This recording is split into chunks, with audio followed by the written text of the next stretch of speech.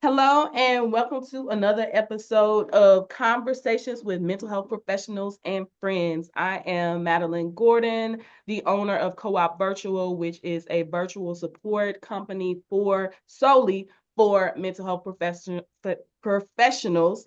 We offer phone supports and admin services to fill those gaps for you guys.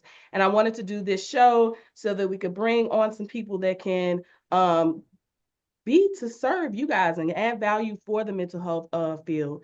And so today I have a lovely person named Renelle Nelson. I actually have known her for many years. She is a licensed marriage and family therapist and some other letters, but I'm going to let her tell more about herself. But thank you, Renelle, for coming and joining me today. Yeah, thank you for having me. I always enjoy our I conversations. know, right? I love working with you. So I am Renelle E. Nelson. I'm a licensed marriage and family therapist, certified sex therapist, and infidelity recovery coach. Whew, thank you, because I was gonna butcher that. So, how long have you had all of those credentials? Tell me about your I journey. had to I had to write that down because I had to think. So I've been a licensed therapist for over 12 years. And I Okay, just seen that I've been a sex therapist since 2015, and I've been an infidelity recovery coach since 2014. okay. So I always get that. So I've been in the game a long A time. long time, a long time.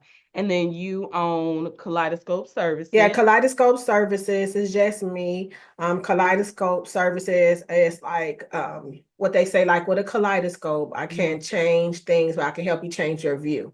So I opened Mm, Kaleidoscope basically about the same time that I became a sex therapist. No, licensed marriage and family therapist, like in 2011 or something. I okay. came up with that. I love that. I didn't realize why you picked Kaleidoscope, but that makes perfect sense now. Um, Yeah. so yes. Okay, so tell me, um, since it's been a while that you've been in the game, tell me one Mhm. thing or a few things if you can think of that once you actually like opened your practice that you realize, oh crap, school did not prepare me for this. How to run a business. Okay. Okay, so we taught how to work with clients, but we're not taught how to run a business, right? And I don't think that I was equipped on how to adequately prevent burnout. Mm-hmm. You know, how to run a business, how to prevent burnout, and what I'm put under business, that money management. Okay. Right, that money's management and everything like that. I think a lot of stuff go under that business model, but Mm-hmm. I would say those are the biggest two that they Okay. didn't. I don't feel like they prepared us adequately for. Okay. All right. I hear that all the time. I literally hear that all the time. And unfortunately I've had to see um clinicians with great depths of knowledge and great personalities and everything have to close their doors and move on to something else. And it mainly comes down to that business piece, I believe, because it's not about the ability to service or change the lives of their clients. It's Mhm. mainly what to do and then what, right? Right, Then what. right, right. That's Um, basically what it is. yeah. So, how would you say your business has evolved since that beginning, that old crap moment to today?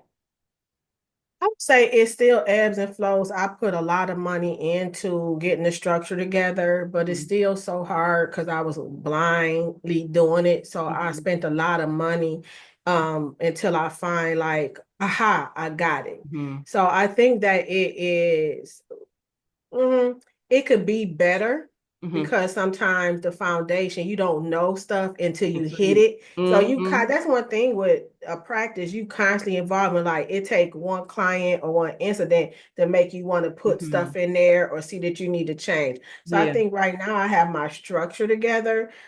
Still building like a team so I can really step away because I still want to just be a solo practitioner. I really don't want to be a group practice Okay. person. And I think that's probably what's hindering me also. But I Mhm. think that it's doing what it should do now. But this is year whatever, Mhm. and it's still hard. Yeah. I don't think you It's ever. I think you ever get it. yeah. So let me ask you this, because I hear a lot of times the goal is to be a group practitioner. That's how you're gonna make your money. Go to group. But I hear people like yourself that are hard, no, not ever. Tell me why is that like not on the chessboard for you to go from being a solo practitioner to having a group practice? I have been very blessed that I have so many what I call friends in the field, and they are doing amazing with their group practice. Mm-hmm. But I'm with them and I see what behind the scenes, and Mm-hmm. sometimes just because everybody doing it don't mean you need to do it. Exactly. And sometimes less is more. Okay. So I think that I wouldn't be able to do my authentic self if Mm-hmm. I be in a group practice, because really if you don't have a great team, I'd be doing a lot of admin, trying to figure out stuff and everything like that. And it'll really take me away from the stuff I love is Mm-hmm. practicing. So it's not for me, but kudos to everybody who do it. But I think that's what I learned. One thing I learned in school is to stay in your lane. Stay in your Right. If lane. it's not for you, it's not for you. So I don't have anything against it. It's just not for me. Okay. So with that being said, if the group practice is not on a chessboard for you, what other things do you have in the horizon to expand your portfolio to make more money and to add to the solo practice piece? So I have a lot of products. So I have the pleasure agenda. I have two versions of that. I'm just about to release next week. I have a card deck. Everybody have a card deck. My deck is to help people heal from betrayal. Okay. So I'm really focusing on affair aftercare. So I'm getting products for those clients like that. And I also supported have support groups, 3 support groups that deal with affair recovery for men, women, and for couples. Okay. And also a membership site going to be for them too. So I'm going really more into the affair infidelity realm. So a Okay. lot of products and services geared to help that population. So that's what's coming up. Okay. I know before we pressed record, you were saying you're gonna start some group things too. Yeah. What's your plans for that? So those are the group things. I'm doing a lot of group and support for clients who want to stay Okay. and who want to heal and get pleasure again. Okay. So all on the infidelity and betrayal realm. So I have those small groups coming, support groups, psychoeducation groups, and some trainings, some masterminds, and some I'm even going to branch off and start training some therapists on how to work with infidelity clients. I love that. I love that. Okay, because we can't just do the one-on-ones. We got to have multiple streams of income, if you will. Renelle, so Mhm. we worked together when I was the super sidekick had super sidekick services, and I was a VA. But then when I started co-op virtual, um, October 2020, at the height of the pandemic, do you realize that you've been a client? I looked it up today. You have been a co-op virtual client since March 9th, 2021. It's Yeah. 4 years. So I wanted to take the time to, thank you for letting us ride this ride with you, for you being when I like you are OG. So you've been with us since the beginning when I didn't know what I was doing, when I was falling and failing and all of the things. So I really appreciate you being with us. It says a lot when somebody starts with you in the beginning and they're still with you 4 years later. So I appreciate you so very much. So thank you. Thank you. No, thank you. Yeah. I'm glad to be of service. So so when you started as a client, you were we only offered like the phone support. So you've had us for phone support since the beginning, but then now this I didn't look up. But then when we launched our admin services, Mhm. became a client on for that service as well. Do you know about how long that's been now? Probably about 2 years. About dang, really? I Oh, think I had an admin. I think because it is, what is this year? 25. I'm 25. thinking this, it might be my second year. Or it's not the third. So I'm thinking this is my second year Okay, so having it. Yep. We you going was into the one of second our year. that means you were one of I our was, admin. when you first launched it, I was like, we launched and are you interested? And I said yes. Look, you are just you top tier OG, love you for lifer, right? Um, So I did ask your dedicated admin. So the difference between like if you get a VA, like I was a VA. When I was a VA, I'm not gonna lie, I was so focused on like growing my business that sometimes I didn't give all the clients the best service because I was trying to carry so much, and if I didn't have a certain amount of clients, that meant the bills wasn't paid. So with the difference with our admin services, you get that dedicated admin. Mhm. However, they are a co-op virtual employee. So they are Mhm. going to clock in every day. They're going to get their check every 2 weeks. And so you don't have that flighty disappearance thing because they have to answer to moi. And so you've got that dedicated person who is actually not trying to work for themselves, but they are an employee, which keeps that consistency better than you might have with a VA. So I asked your particular VA before I started dating. First of all, she wanted me to tell you that you're one of her favorites. You're one of the easiest clients to work with. So I want to let you know that. But then I said, Jackie, what are you doing for Renelle? Because I'm kind of out the loop a lot of the times. And I said, can you tell me? She was like, well, I do whatever she asked me to do. And I was like, okay, can you be more specific? So I wrote down some of the things she said that she's done for you. She said, collecting money from clients re-engagement, making sure clients have complete profiles before their first appointment. So making sure the insurance is in there, the paperwork is in there, and all of the Mhm. things. So we don't waste our time. Yes. She set up some email templates for you and cleaning up Yeah. simple practice to show accurate number of active clients. Yeah. She really has. She That's really that has is helped me. awesome. Yeah, I, she I really I has helped I did me. not know. So what made you decide to um go ahead and get that admin piece from us? I mean, we were doing the phones, but then what made you decide to get the I admin? had I have I have a good friend and probably my mentor, Chastity. And Okay. Chastity was like, sis, you need to, and that's even before I know I needed it. Mm-hmm. And she was like, that's when you get an admin, Mm-hmm. when you don't even know you need it. And it was hard for me to let go of the phones. And everybody's talking about that admin. So when you came along, a lot of people train their own admin. Mm-hmm. And my biggest thing was, well, what happened if the admin gets sick or don't want to do it? You have to do something else. So it what attracted me is an agency form that if they're not there, that Mm-hmm. hopefully somebody else can pick Can up and step help in. me because they Yeah. kind of understand that. So I would say that was my biggest thing in one of the admin, and hearing other people talk about their admin. And then Mm-hmm. when I already turned the phones over. So Mm-hmm. having somebody who already know about the clients that come in and can hear the messages and be on that end and on that end, it was a win-win for me. Okay. Thank you for sharing.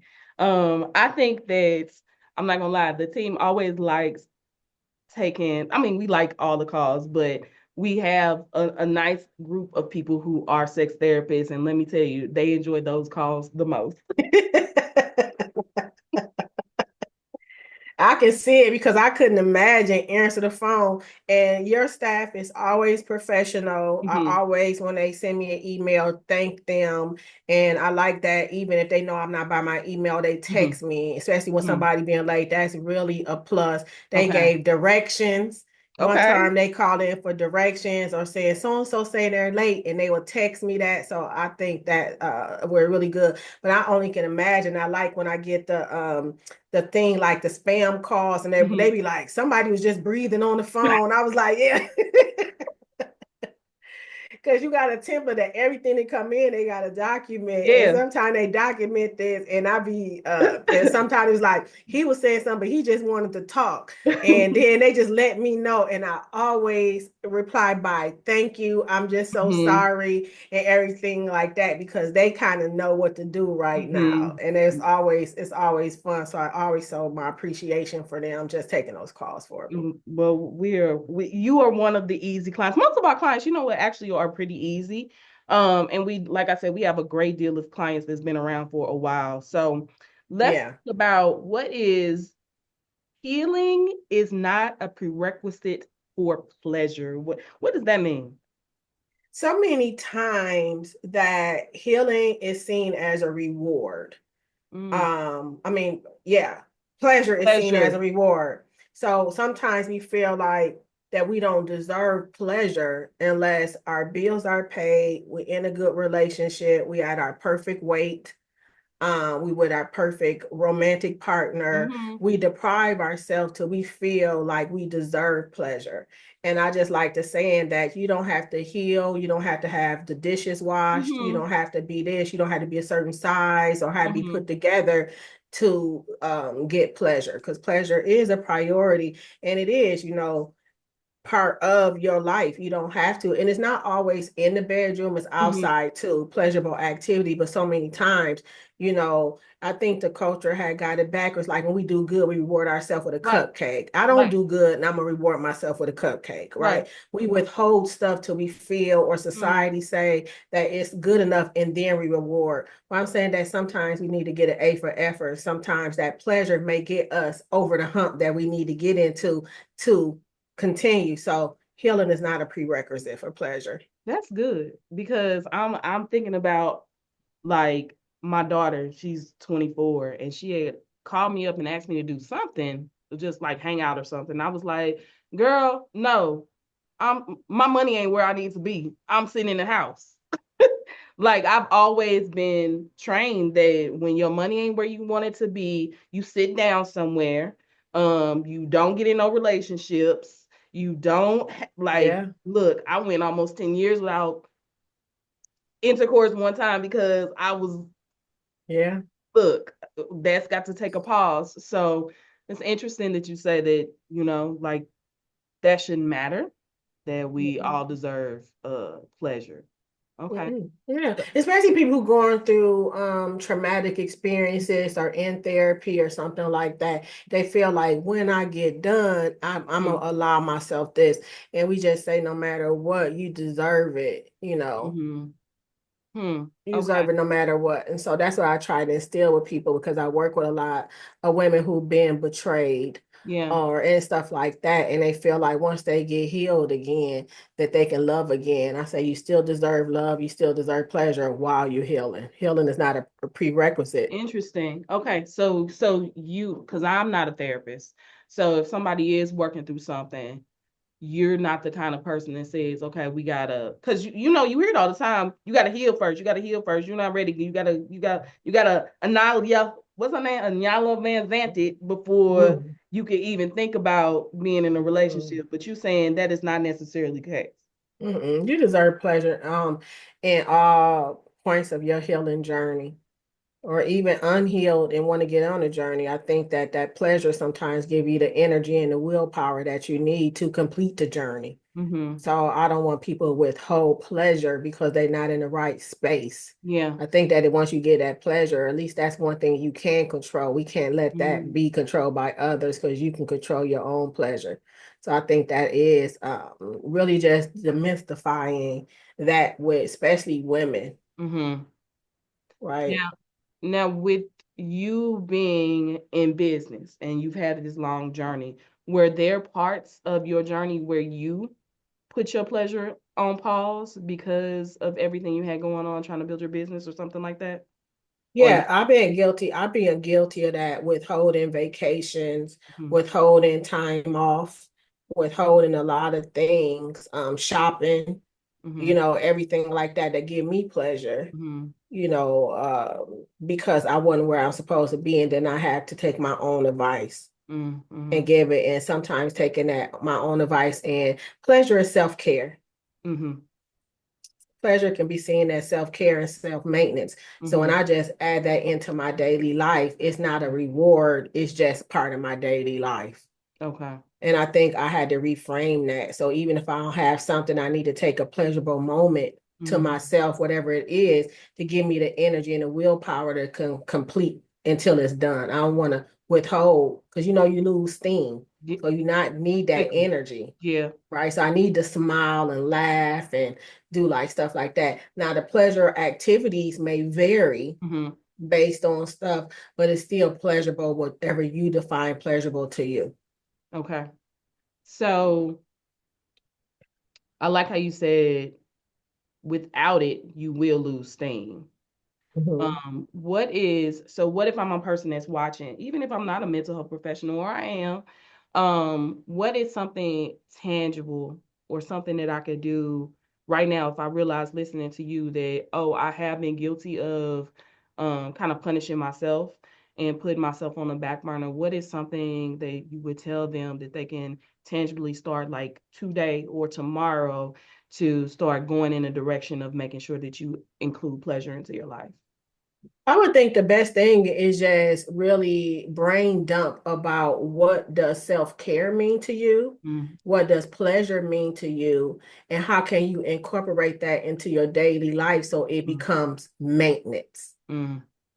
Some just like we brush our teeth, we Yeah. wash our bodies. What can we do to incorporate a sprinkle of that in our everyday life and not to the weekend Mm-hmm. and not on a holiday Mm-hmm. or not when we deplete it? Self-care to me is you have to be depleted, Mm-hmm. right? So that's why I like self-maintenance. So I would just Mm-hmm. say first, the best thing to do is understand you and Mm-hmm. brain dump about what's pleasurable for you in and outside the bedroom. Because I think as women, we should also understand our bodies and what arouses us. Mm-hmm. And we should know outside the bedroom what gives us happiness and excitement. So I think first, understanding what that is, scope it out and see what can you add in your daily life. And sometimes it is just getting out, taking a walk, Mm-hmm. taking a breather break, drinking your favorite tea, eating a Mm-hmm. candy bar, petting your animal is something that gives you pleasure that you can go incorporate in your daily life so you don't have to hurry up and wait. Okay. So self-care, you say, is the depletion. But That's if my definition. But to me, when I hear about people like on going on they self-care day, spa day, it's mm-hmm. sometimes to me, it's once they deplete it, they Mm-hmm. have to do it. So I would just say, like, I don't comfort people who say that, but that is a good thing because I want you to take care of yourself. Mm-hmm. But I always say, what can be maintenance? What do you do Mm-hmm. to maintain before you get to um depletion? And Okay. it's think about how you eat every day. You do this every day. What can you do every day so you don't get depleted? I love that because I need to work on the maintenance. The maintenance. Because then by the time I'm depleted, I don't have the energy to do self-care. Yeah. I Yeah. don't have it. It's nothing in me to do it. Yeah, So you don't want to wait till your birthday to go to the spa or get your right. massage or get Mm-hmm. your hair done or finally get your toes done.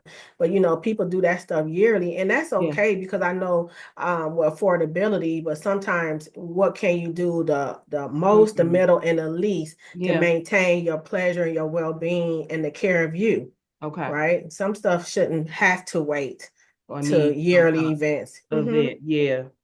What is the pleasure planner? Talk about that. So I have one. I think I have one. So this is my pleasure agenda. Oh, This is that's the first pretty. one. Yeah, so this is just all of color. It's like dateless, and Uh-huh. it has like a monthly tip, pleasurable goals, notes, and everything. This is for the couple that want to sit down and because that's what I do with my clients. I slow them down a little bit to plan because we have to put pleasure back on the agenda Mm-hmm. because sometimes we're so busy surviving that Mm-hmm. we forget about us. So this Yeah. is just something I created, and it's kind of like me in a book because in the back it has everything, tips, tricks, and everything to put pleasure back on the agenda. Pleasure, intimacy, and sex. It even has some people who don't like to talk about sex. It's for Mm-hmm. everybody, you Okay. know, how to map out stuff. And then I have another one for my other love is the pleasure agenda, pleasure after betrayal. So Mm-hmm. this agenda is to assist couples who choose to stay together but just don't know what to do. So it's another activity that we sit down and we map out how do we heal and how do we get back connection and intimacy and pleasure in our daily life. So both of these planners are to slow everything down and have a team building minute because sometimes we be in a rigmarole, we just try to heal in passing. And we Mm-hmm. can't, we need to sit down and need to be intentional and structured.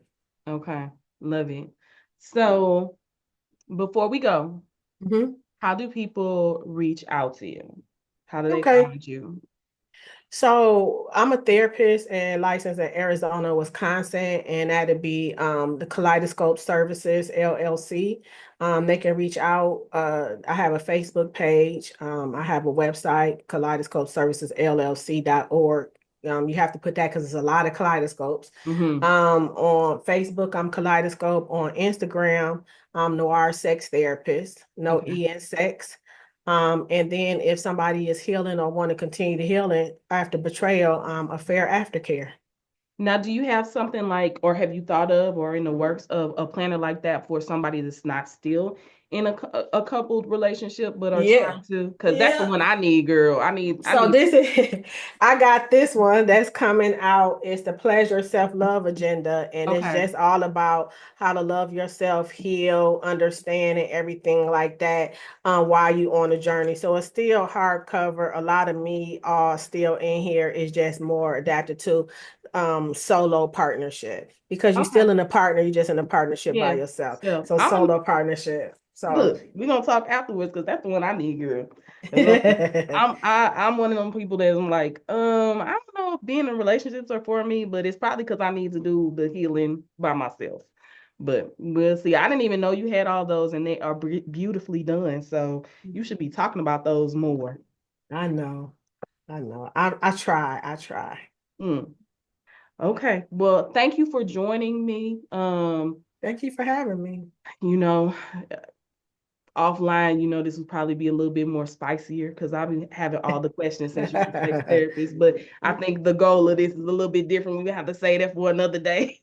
I'm ready. But thank you for joining. I will link Renelle's links in wherever this is.